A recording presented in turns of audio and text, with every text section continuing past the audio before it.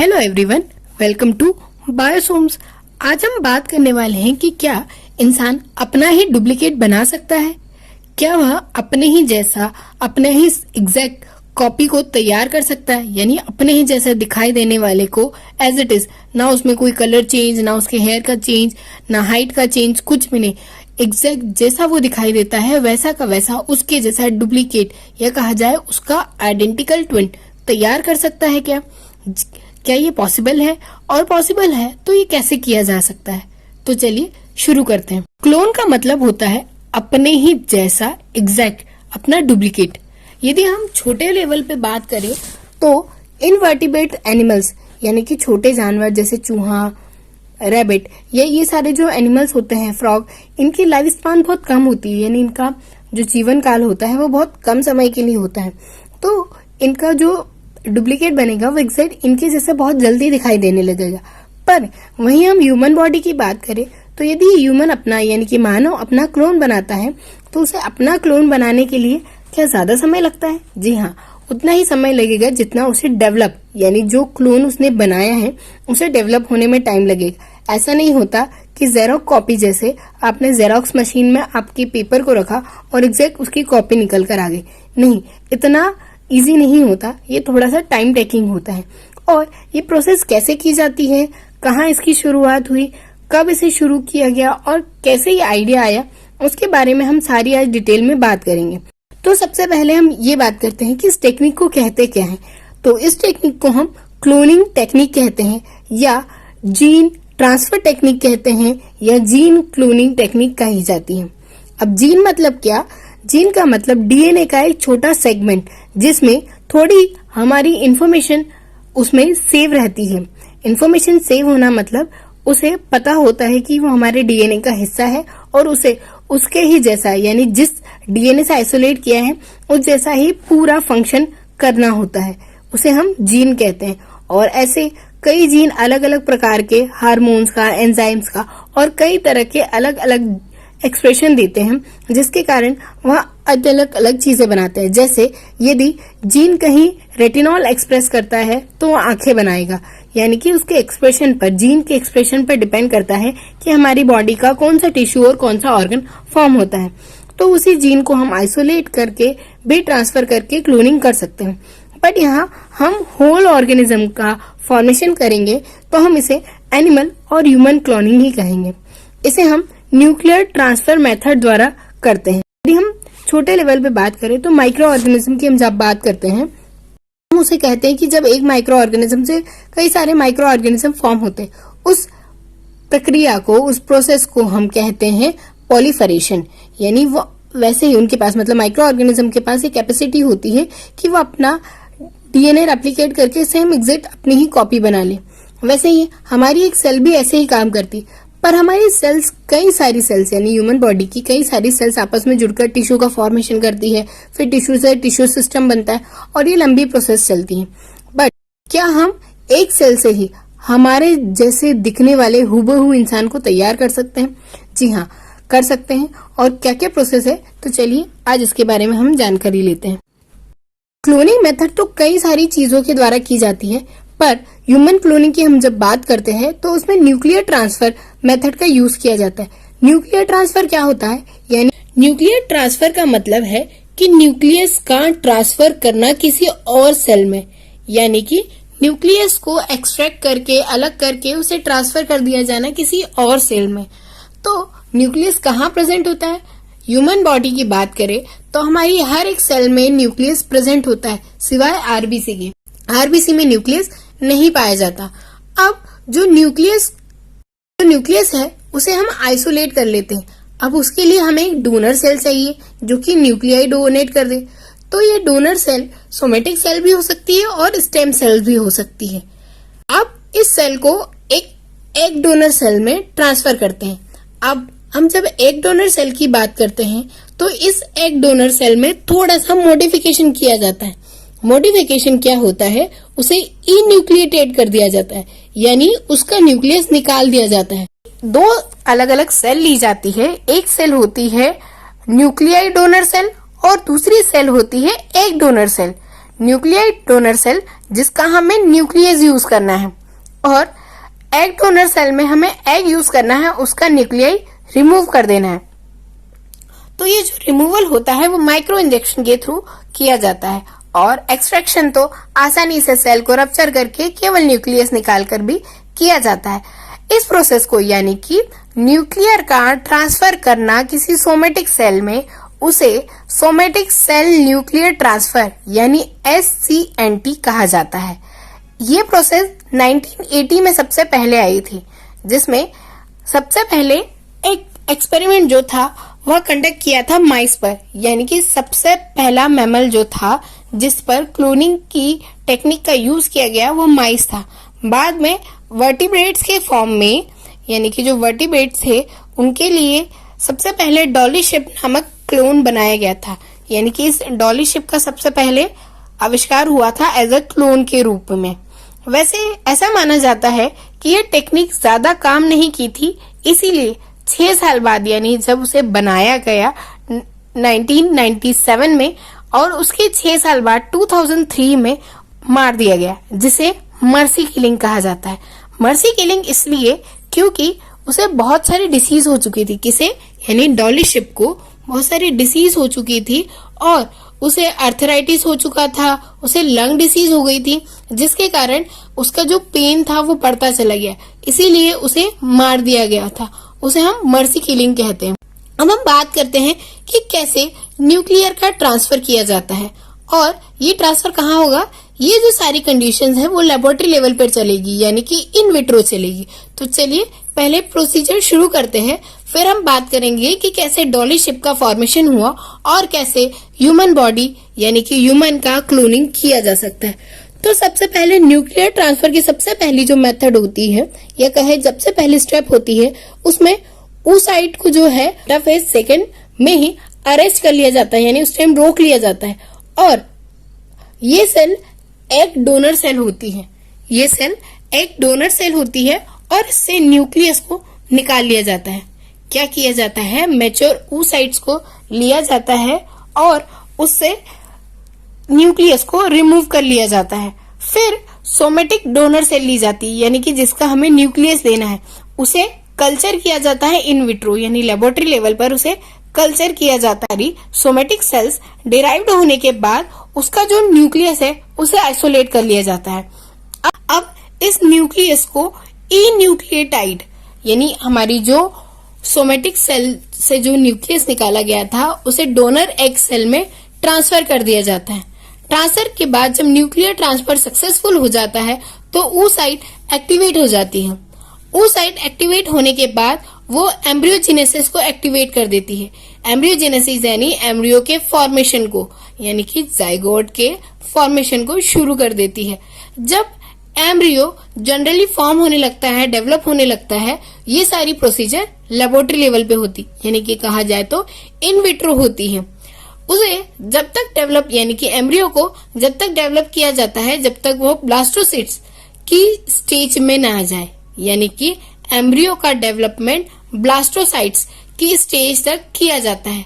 जैसे ही ब्लास्टोसाइट्स एम्ब्रियो का फॉर्मेशन हो जाता है तब उसे इम्प्लांट कर दिया जाता है किसी सरोगेट फीमेल के यूट्रस में, जहां वो फर्दर डेवलपमेंट करके एम्ब्रियो अपना पूरा एक शेप फॉर्म कर ले या डेवलप कर ले। यानी कि हम लेबोरेटरी लेवल पर ही पूरा एनिमल फॉर्म नहीं कर सकते, उसके लिए हमें किसी न किसी एनिमल का यूट्रस। अब सरोगेट फीमेल क्या होती है, यदि हम ह्यूमन की बात करें यानी मानव में बात करें तो सरोगेट मदर मतलब वो किसी और कपल का बेबी अपने वॉर्म में, अपने यूट्रस में रखती है, उसे हम सरोगेट कहते हैं। यानी कि पेयर किसी और का और बेबी इनके वॉर्म में रहता है, जिसे सरोगेट मदर भी कहा जाता है। यानी कि हम प्रोसीजर को एक बार क्विक समझते हैं कि हमने 2 प्रकार की सेल ली, एक एग डोनर सेल और एक न्यूक्लियाई डोनर सेल।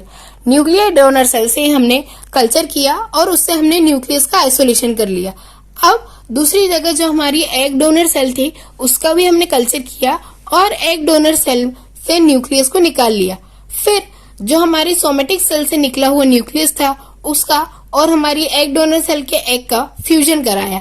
फ्यूजन कराने के बाद उसमें एम्ब्रियो का फॉर्मेशन होने लगा, यानी कि सेल एक्टिव हो गई और एम्ब्रियोजेनेसिस की एक्टिविटी शुरू कर दी। जैसे ही एम्ब्रियो बनने लगा वह ब्लास्टोसिस्ट में कन्वर्ट होने लगा। जैसे ही ब्लास्टोसिस्ट बन जाता है उसे एक हेल्दी फीमेल के यूट्रस में ट्रांसफर कर दिया जाता है। अब इसे हम इम्प्लांटेशन भी कहते हैं, यानी कि किसी के अंदर उसे बो देना। जैसे प्लांटिंग करना यानी क्या होता है, बीज को बोना, वैसे ही एम्ब्रियो को किसी की यूट्रस में इम्प्लांट कर देते हैं। फिर वहां डेवलप होता है, ग्रो होता है और फिर वहां जितना टाइम टेकिंग होता है, जितना एनिमल का, उतना टाइम टेक करके वो मदर की यूट्रस में रहता है और फिर बर्थ लेता है। बर्थ लेने के बाद वह एग्जैक्ट क्लोन या कॉपी होता है जिसका हमने न्यूक्लियस आइसोलेट किया था। जी हाँ, उस मदर का नहीं होगा जिसके अंदर या जिसके वॉर्म में हमने बेबी को रखा था, वो एग्जैक्ट उसी के जैसा दिखाई देगा जिसका हमने न्यूक्लियस लिया था। इसीलिए क्लोनिंग के लिए न्यूक्लियर ट्रांसफर मेथड का यूज किया जाता है। एक थोड़ा सा कंफ्यूजन, ये क्वेश्चन आप लोगों के माइंड में आ रहा होगा कि क्यों ना दोनों सेल्स को आपस में फ्यूज करा दिया गया हो, यानी कि दोनों सेल्स को फ्यूज क्यों नहीं करा दिया, क्यों हमने न्यूक्लियस को रिमूव किया। यदि हम आपस में ही दोनों सेल का फ्यूजन कराते तो वो सेल हाइब्रिड हो जाती या कॉम्बिनेशन वाली हो जाती, या सीधा कहें तो वो रिकॉम्बिनेंट हो जाती, जिससे हमें दोनों की कैरेक्टरिस्टिक्स मिलते, यानी कि दोनों की न्यूक्लियस की कैरेक्टरिस्टिक्स मिलती।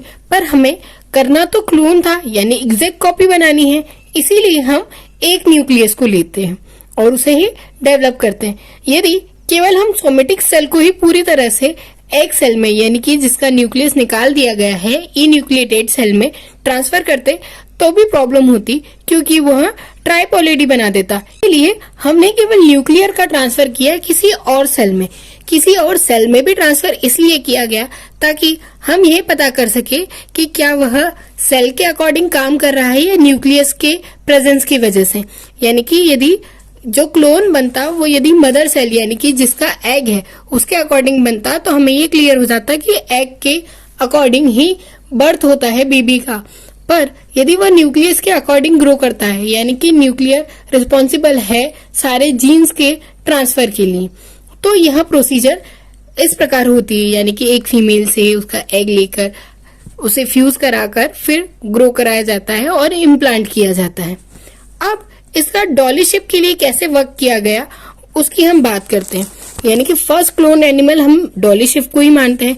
1997 में इसे किया गया था। उस टाइम अलग अलग एनिमल्स को क्रॉस कराकर ट्रांसजेनिक एनिमल बनाए जा रहे थे ताकि उनके जो फील्ड है उसमें उनका अच्छा फंक्शन करा सके, यानी कि मेनली जो कैटल्स हैं जिनका यूज करके इनमें मिल्क बहुत पाया जाता है, वुलन्स बहुत वुल पाए जाते हैं शिप में, तो इन सारी चीजों के लिए, इन सारे बेनिफिट्स के लिए ये टेक्निक यूज की गई। पर क्लोनिंग टेक्निक एग्जैक्ट कॉपी बनाने के लिए, यानी उसी एनिमल के जैसा एनिमल बनाने के लिए की गई थी। तो उसके लिए इन्होंने दो अलग अलग शिप ली, यानी क्लोनिंग के लिए दो प्रकार की शिप को लिया। एक ब्लैक शिप थी और एक डॉर्सेट शिप थी। डॉर्सेट शिप से इन्होंने न्यूक्लियस लिया, यानी कि वह न्यूक्लियर डोनर शिप थी, और वहीं ब्लैक शिप जो थी वह एक डोनर शिप थी। एक्चुअल में ये जो शिप थी वो पूरी ब्लैक नहीं थी, उसका केवल फेस ब्लैक था, जिसे हम ब्लैक फेस शिप भी कहते हैं। इस दोनों शिप के सेल्स को आइसोलेट किया गया। ब्लैक शिप के सेल को आइसोलेट करके, यानी कि उससे उस साइड से उसके एग को आइसोलेट किया गया। नॉर्मल उसकी सेल को नहीं लिया गया, उसकी एग सेल्स को लिया गया, उस साइड्स को, और माइक्रोपाइपेट के हेल्प से उसे इन्यूक्लिएटेड किया गया, यानी कि उसका जो स्पिंडल्स है, उसका जो न्यूक्लियस है, उसे निकाल दिया गया और उसे नॉर्मल सेल की तरह रख दिया गया, यानी कि उसमें कोई भी न्यूक्लियस नहीं है। फिर जो हमारी डॉर्सेट शिप थी उससे उडर सेल्स यानी कि हमारी सोमेटिक सेल्स जिसे कहते हैं, वह ली गई और उसे आइसोलेट किया गया। उडर सेल्स को लेने के बाद उसने न्यूक्लियस को आइसोलेट किया गया और उस न्यूक्लियस को ट्रांसफर कर दिया गया माइक्रो इंजेक्शन की हेल्प से ब्लैक शिप के एग में। अब उसे ग्रो होने दिया, यानी कि जब वो इंसर्ट हुआ तो वो ये एक्टिव हो गया। एक्टिव होने के बाद उसमें सेल डिवाइड होना शुरू हुई और सेल डिवाइड होने के बाद वो ब्लास्टोसिस्ट की स्टेज में आ गई। जब वह ब्लास्टोसाइट के स्टेज में आ गई तब इस ब्लास्टोसाइट को एग डोनर सेल के अंदर यानी कि ब्लैक फेस शिप के अंदर ही ट्रांसफर कर दिया गया, यानी कि उसे ही सरोगेट फीमेल की तरह यूज किया गया। अब एम्ब्रियो का ट्रांसफर ब्लैक शिप में हुआ, उसके बाद उसने पूरे बेबी को अपने ही यूट्रस में डेवलप किया और बर्थ के बाद जो शिप बनी वो आइडेंटिकल थी न्यूक्लियर डोनर सेल वाली शिप के, यानी कि डॉर्सेट शिप के जैसे ही एग्जैक्ट दिखाई दे रही थी। यानी कि ये बात क्लियर हुई कि न्यूक्लियस के ही मटेरियल की वजह से यानी न्यूक्लियर के ट्रांसफर की वजह से ही एग्जैक्ट क्लोन बनता है और यही सेम प्रोसीजर ह्यूमन के लिए भी लागू होती है। बट इसके कुछ सक्सेस के या कहा जाए कि कुछ इसके क्राइटेरियाज ऐसे थे जिसके डिसएडवांटेजेस भी थे, यानी कि डॉली शिप बहुत लंबे टाइम तक सरवाइव नहीं कर पाई। 6 साल में यानी 2003 में ही उसकी डेथ हो गई, जिसे हम मर्सी किलिंग भी कहते हैं, क्योंकि उसे कई सारी डिसीज हो गई थी, यानी उसे लंग डिसीज हो गई थी, उसे आर्थराइटिस हो गया था, जिसकी वजह से उसे मारना पड़ा। पर अब धीरे धीरे कई सारी टेक्निक्स यूज करके यानी नई नई रिकॉम्बिनेंट टेक्नोलॉजी यूज करके अब हेल्थी बेबी को बर्थ दिया जाता है। और अब यदि हम ह्यूमन क्लोनिंग की बात करें तो सेम एग्जैक्ट प्रोसीजर यही होता है, यानी कि ह्यूमन का जिसका हमें क्लोन बनाना है उसकी एक सेल को आइसोलेट कर लिया जाए और उसके न्यूक्लियस को ई न्यूक्लिएटेड सेल में ट्रांसफर कर दिया जाए। फिर उस सेल को एम्ब्रियो बनने तक यानी एम्ब्रियोजेनेसिस की प्रोसेस होने तक यानी कि ब्लास्टोसिस बनने तक ग्रो करने दिया जाए इन विट्रो फॉर्म में। फिर किसी सरोगेट फीमेल की बॉडी में उसे इंसर्ट कर दिया जाए। जब वो सरोगेट फीमेल उसे बर्थ देगी तब वह एग्जैक्ट क्लोन होगा उस ह्यूमन का जिससे वो सेल निकाली गई है। बट ये प्रोसीजर थोड़ी लॉन्ग होती है, यानी कि एग्जैक्ट यदि कोई ह्यूमन की एज 28 या 29 है तो उस एज तक आते आते उस क्लोन को पूरा डेवलप होना पड़ेगा। ऐसा नहीं होगा कि यदि सेल 28 इयर्स ओल्ड पर्सन की निकाली है तो जो बेबी बर्थ लेगा वो 28 इयर्स का होगा, नहीं, वो धीरे धीरे डेवलप होगा। बट हो सकता है कि कुछ और टेक्नोलॉजीज डेवलप हो और वो एग्जैक्ट ऐसा ही कर ले कि same to same exact copy human की बन जाए, ना ही एज का कोई गैप हो ना ही कोई डिफरेंस हो, तो ये भी पॉसिबिलिटी है। बट हाँ, ये तो श्योर है कि ह्यूमन जैसे एनिमल्स की क्लोनिंग की जाती है वैसे ही ह्यूमन की क्लोनिंग भी। अब जब हम क्लोनिंग की बात कर रहे हैं तो क्लोनिंग के कुछ बेनिफिट थे, वो यही था कि कैटल फील्ड में बेनिफिट ये थे कि क्लोनिंग से बहुत सारे एनिमल्स का क्लोनिंग करके हम एनिमल्स की ग्रोथ को बढ़ा सकते हैं। साथ ही एनिमल्स से जो मिलने वाले प्रोडक्ट हैं उनकी ग्रोथ को भी ग्रो कर सकते हैं। साथ ही कई सारी चीजें जो है डिसीज या इनके एक्सपेरिमेंट भी हम कर सकते हैं। क्लोनिंग का एक बेनिफिट ये भी है कि हम अच्छी ब्रीड वाले एनिमल को लॉन्ग टाइम के लिए सेव रख सकते हैं।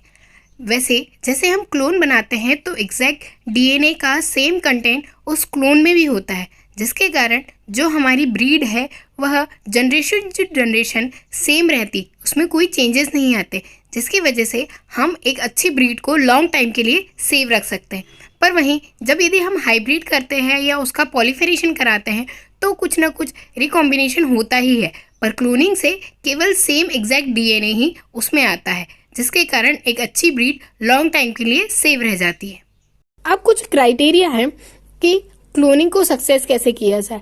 तो सबसे पहले जो उडर सेल है उसे आइसोलेट करना आना चाहिए, यानी कि सोमेटिक सेल को आइसोलेट करना आना चाहिए।